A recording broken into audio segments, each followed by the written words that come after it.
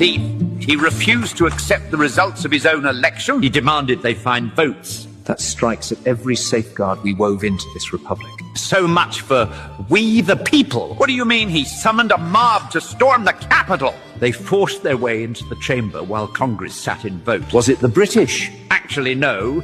It was his own supporters. First red coats, now red hats. There's no way he placed his daughter and son-in-law in charge of state matters. Please tell me this is a lie. They said his family filled government offices as advisors. And here we fought to end royal families. I can see it now. House Trump. So they declared a No King's Day in honor of their King Trump. They gave him a holiday? I barely got the $2 bill. And what's this nonsense about threatening to deploy the army on US cities? Against protesters at that, men bearing petitions, not arms. He swore an oath to defend the Constitution. A ruler who sends soldiers on his own citizens doesn't lead a republic.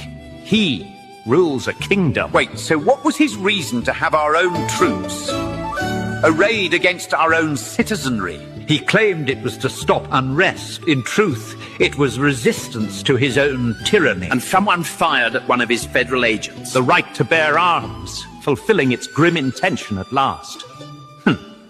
That aged better than I expected. Rounding up those of native ancestry and sending them across the frontier. We're sending them to New Spain? Across a border their ancestors never crossed. Took their land, and now their right to stay on it. So the actual first Americans are the ones being carried off. Perfect symmetry. He's adding a $350 million ballroom to the White House? Has he gone mad? Million? Well, families can't afford bread or medicine. The people starve, and he hosts a dance. History has a name for men who build ballrooms while the people starved. It's French. It rhymes with guillotine. But we gave them... Then we gave them liberty. And they surrendered it for safety. Those who would give up essential liberty to purchase a little temporary safety deserve neither liberty nor safety.